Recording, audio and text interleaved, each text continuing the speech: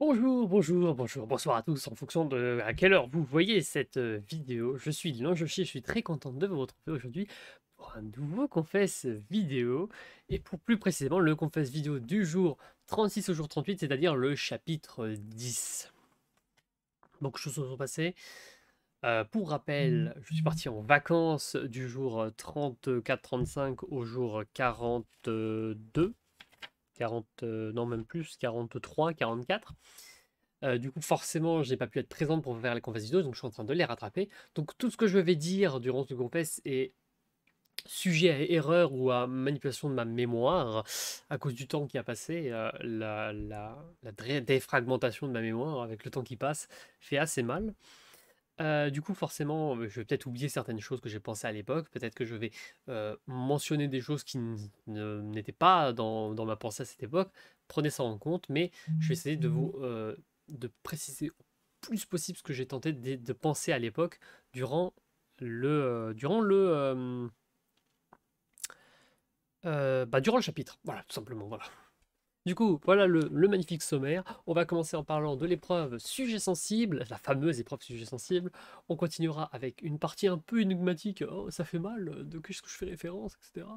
On continuera avec le demi-vote qui est au centre des réflexions. Bien évidemment, l'ultime tentative avant, en cinquième partie, le conseil Crimson Raven. Bref, je suis Lange Noshi, bienvenue sur mon confesse vidéo, et c'est parti. Première partie, l'épreuve sujet sensible. C'est une épreuve que je déteste. Sujet sensible est une épreuve que je déteste parce que euh, je ne suis pas forte à ça en fait. Je considère comme pour beaucoup, je considère que l'épreuve sujet sensible est une épreuve pas mal random. Alors il y a plein de gens qui vont m'insulter en disant ça, ah non, je suis pas vrai, si tu connais le jeu, ça se passe super bien et tout, c'est pas random, la preuve, voilà. Mais moi je appelle ça très random parce que en fait, ce qui se passe, c'est que tu peux parfaitement avoir une vision de ton jeu qui est un tel, et totalement l'inverse, en fait. Tu peux parfaitement décider de mettre tes scores totalement au hasard et de finir avec un bien meilleur score qu'une personne qui pense avoir vécu, pense avoir les bonnes réponses à tel endroit ou tel endroit. C'est une épreuve que je n'aime pas du tout, mais qui, un peu à l'image du tir à l'arc de koh, enfin, sauf dans la dernière saison, à ce jour, fout un peu la merde, dans le sens où on voit un peu les dynamiques, on voit un peu ce que pensent les gens, surtout que c'est pas une épreuve qu'on peut manipuler. C'est-à-dire que là, pour le coup, les autres nous ont bien affirmé de répondre ce qu'on pense, nous, et pas répondre à côté de la plaque en mode oui, je réponds comme ça pour foutre la merde aux adversaires. Donc voilà, donc là c'est vraiment penser comme on peut, et je suis pas fan de ces épreuves. Vraiment, ces épreuves-là, c'est autant tu vois quand on doit éliminer quelqu'un, je suis fan dans le sens où j'aime bien. Autant quand on doit révéler des informations sur d'autres, tout en s'en prenant plein la gueule, c'est quelque chose que je n'aime pas du tout. Mais l'épreuve est bien, en vrai l'épreuve est bien. Il y a rien, en fait, on peut pas rater une épreuve sujet sensible. C'est la base de la base de la base. Genre là pour le coup, c'est ce qu'il y a de mieux en termes d'épreuves, en termes de facilité pour créer des épreuves, quoi. Euh, du coup, forcément, deuxième partie, ça fait mal. Pourquoi je dis ça fait mal? C'est parce que c'est cette épreuve qui me fait mal. Parce qu'on va revenir sur cette épreuve, bien évidemment, puisque je suis l'une des personnes qui a pris le plus cher durant les sujets sensibles. Au total, pour information, sachez que durant l'épreuve sujet sensible, on connaissait qui était le mieux placé en fonction des points et tout ça, oui. Mais on savait surtout qui était le premier et le dernier de chaque catégorie. Alors, je n'ai plus toutes les catégories en tête, donc je vais me les réafficher devant les yeux parce que sinon je ne vais jamais réussir à vous faire ce qu'on fait vidéo après tout. Mais en tout cas, j'ai été cité sur trop de catégories, c'est une catastrophe. Voilà. Je me suis retrouvé en dernière position sur le pirate qui a le moins de chances du coup, qui a dernière du coup sur le pirate qui a le plus de chances d'avoir son vote en finale. Donc c'est-à-dire que je suis la personne qui se ferait techniquement le moins voté si j'arrivais en finale. Super, excellent, vraiment la meilleure nouvelle au monde. Je suis également le pirate qu'on aimerait, je crois, le plus. Le pirate étant le plus susceptible d'être éliminé lors du prochain conseil, donc en danger de mort pour le prochain conseil, un pur bonheur. Et je suis bien évidemment. Alors j'ai un score de merde aussi. Je suis en train de revoir mes scores. Je suis le pirate qui a le moins bon jeu stratégique. Et je suis le pirate qui ment le moins. Et en vrai, c'est vraiment pas ouf. Parce que par exemple, pirate le plus sympathique, je suis également extrêmement bas. Je suis une moyenne de 5,43, ce qui est dégueulasse. Bref, j'ai pris extrêmement cher. Genre, mes stats sont dégueulasses. Voilà, donc c'est une catastrophe. C'est une catastrophe. Genre, j'ai pris trop cher lors de cette épreuve. Alors, j'ai pris très cher dans le sens où, bah, malheureusement, pour moi, tout ce que j'ai fait durant cette aventure n'a pas été vu, en fait. Euh, Durant cette aventure, toutes les tentatives que j'ai faites, c'est des tentatives que j'ai faites en discutant avec des gens en privé qui n'ont pas abouti. Euh, j'ai pas l'impression d'avoir mal joué. Genre, je trouve que certaines catégories sont pas très vraies, à mon avis. Genre, je pense que, par exemple, avoir l'un des pires jeux stratégiques avec une moyenne de 6 c'est ultra bas, hein, 6, hein. C'est-à-dire que quasiment tous les candidats m'ont mis en bas, hein, à part peut-être un allié ou deux. C'est horrible, 6 c'est dégueulasse. Et je pense pas non plus être aussi mauvaise que ça en stratégie. Sur cette aventure, j'ai quand même tenté des moves. J'ai réussi des moves. On peut entre autres penser au move de l'élimination de Thiago lors du conseil, lors de l'élimination de Thiago, MDR, où j'ai quand même été plus que présente sur ce move. Il y a plein d'autres trucs qui pourraient venir. L'élimination de Zelek, c'est quelque chose qui n'est pas connu, mais stratégiquement, j'ai fait croire que je n'avais pas connaissance de ça, afin de pouvoir me lier avec des personnes, avoir des informations. Et ça, c'est les gens ne le savent pas, en fait. Donc forcément, ça a des répercussions sur le classement, parce que le classement se base sur ce qu'on sait. Moi, je crois que lorsque j'avais fait, par exemple, l'aspect stratégique, je m'étais mis en... Moi, je me voyais bien en cinquième, quatrième position. Pas en... Pas à finir toute dernière. Pas à finir huitième. Euh, Non, ça pour le coup, je m'en veille pas du tout. Parce que, à mon avis, il y a quand même des gens qui sont bien plus forts en stratégie dans cette saison. Mais là, quand même, à ce point, c'est abusé. Abusé. Bref, j'étais pas bien lorsque j'ai pris ça. D'ailleurs, j'ai eu une longue discussion avec Mucus après ça, puisque bah, forcément, comme j'étais pas bien, lui, on avait pas mal discuté. Il y a pas mal de choses qui sont à noter quand même. Peut-être la seule catégorie qui est un peu positif, c'est comme je suis vue comme la personne la plus honnête, c'est-à-dire que quand je dis quelque chose, on me croit. Et du coup, bah, je peux plus facilement mentir aux gens. C'est un point positif comme un autre, on va dire. David Gounenov, comme on dirait dans le milieu. Mais bref, j'ai pris cher. D'ailleurs, je finis, je crois, dernière de l'épreuve, il me semble. Parce que bah, forcément, j'étais la plus éloignée de la vérité. Parce que je me suis fait mais, rouler dessus. Mais je ne m'attendais pas à me faire rouler autant dessus durant cette épreuve. C'était très chaud.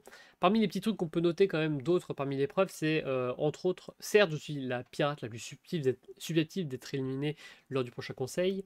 Mais la personne que les gens souhaitaient éliminer au prochain conseil, c'était Matt. Voilà, donc ça permettait d'avoir des informations. Voilà. Donc, ce qu'il faut savoir, c'est que, bref, j'ai pris cher, certes, mais la personne qui a gagné cette épreuve, c'est Mucus, voilà, qui était le plus proche, à savoir qu'il y avait eu, je crois qu'il y a eu une triple égalité et tout, c'était absurde. Et c'était pas mal intéressant. C'était pas mal intéressant. J'étais. En vrai, l'épreuve est cool, mais le fait que ce soit Mucus qui récupère l'immunité, c'est plutôt une bonne nouvelle, dans le sens où c'est pas une personne qui visait. C'est vraiment genre Mucus c'est pas un mec en danger, il est bien positionné et tout, donc il avance tranquillement sa petite vie. Donc le fait qu'il ait récupéré l'immunité n'a rien changé à tout. Mais du coup, ça pose des problèmes sur qu'est-ce qu'on fait? Qu'est-ce qu'on fait lors du conseil? Pour rappel, lors du conseil précédent, Miss Fortune est éliminée, on se retrouve en minorité avec moi, Boba, Slin. On est 3 contre 5, sachant qu'on est au F8. On est en possession d'un demi-vote, certes, mais le problème d'un demi-vote, c'est qu'il faut forcer une égalité, et ce n'est absolument pas le cas vu qu'on n'a pas des alliés proches. Du coup, qu'est-ce qu'il faut faire? Eh ben, on va tenter de viser le F6. On va tenter de viser le F6 avec le demi-vote.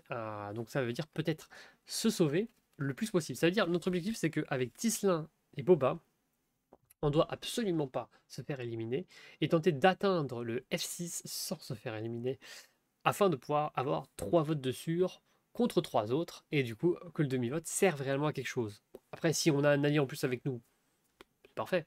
Mais si on a le demi-vote, au moins on s'assure de passer quoi qu'il arrive.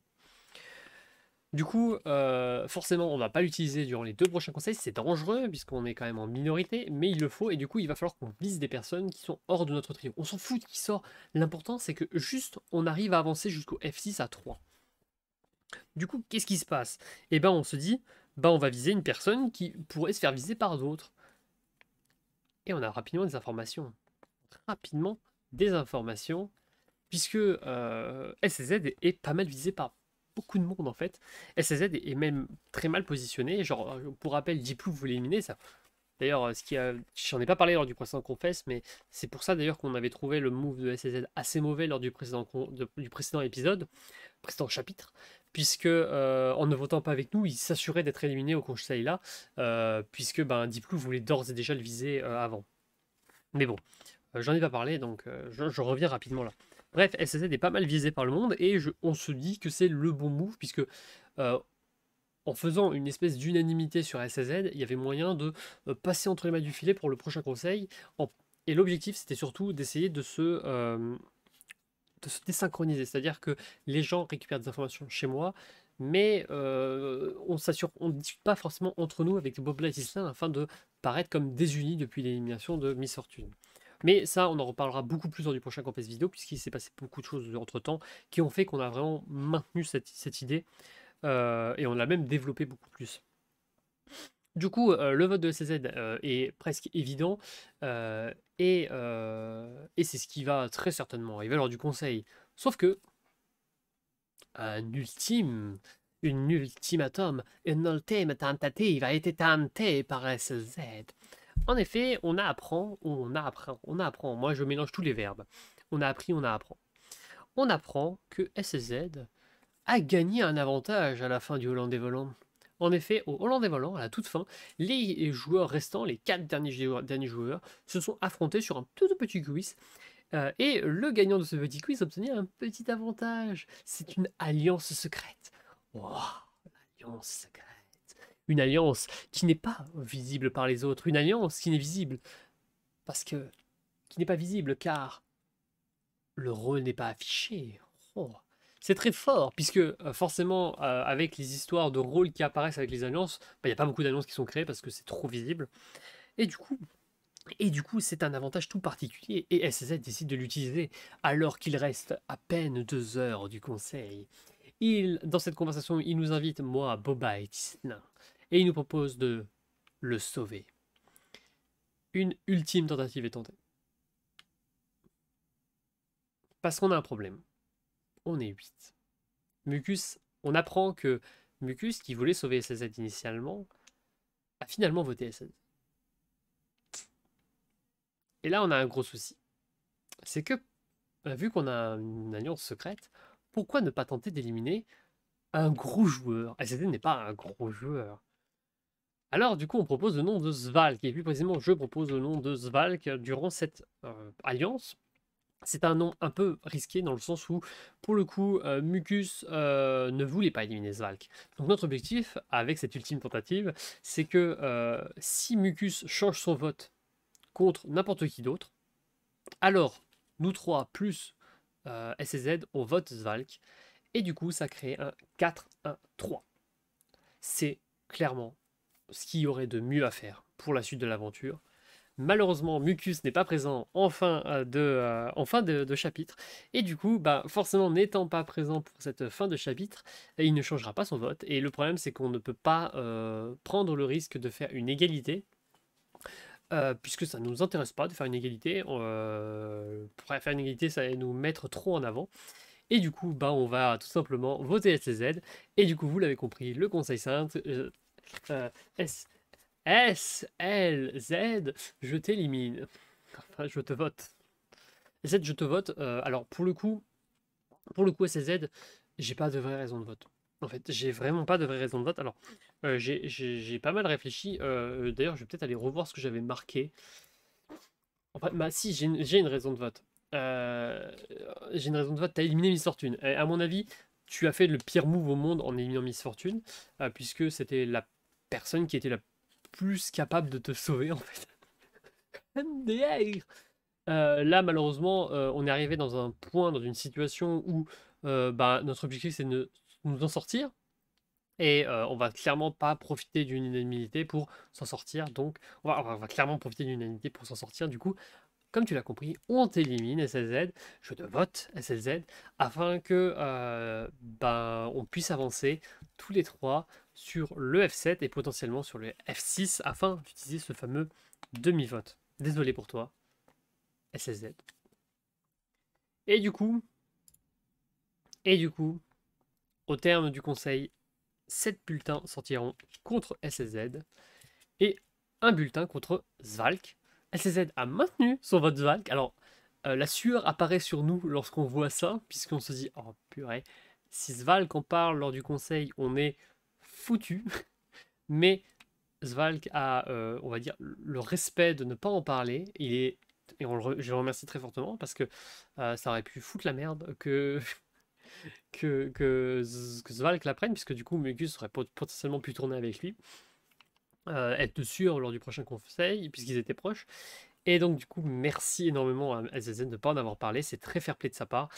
Et du coup, ben voilà, on le voit sortir et Zvalk a eu un coup de pression, un petit coup de pression, voilà, un petit bulletin contre lui. Et c'est, je crois, le tout premier bulletin contre Zvalk, donc ce n'est pas une perfect game. Et je crois d'ailleurs qu'il n'y a plus personne qui est en perfect game depuis le début. Je crois que tout le monde s'est pris un vote, au moins un vote durant l'aventure. Alors je suis plus sûr de cette information, mais en tout cas moi j'ai pris un vote, Tisla a pris des votes, Boba a pris des votes, Muku je crois qu'on l'avait... Est-ce que je l'avais voté? Je m'en souviens plus. Peut-être que Mucus n'a pas pris de vote en vrai, je me souviens plus. Euh, Bref, Mucus bon, je crois, a pris un vote. Du coup, Svalk vient de prendre un vote. Et à part Diplouf, je crois qu'il n'a pas pris de vote. Mais je sais pas, ça dépend du Hollandais volant. Et ben, il n'y a plus grand monde en Perfect Game. J'ai un doute pour Diplouf. Mais du coup, voilà. Plus personne en Perfect Game. Alors, à part peut-être Mucus et Diplouf, parce que j'ai une mauvaise mémoire. Mais voilà. Un chapitre rocambolesque. On se retrouve au prochain chapitre. Au revoir.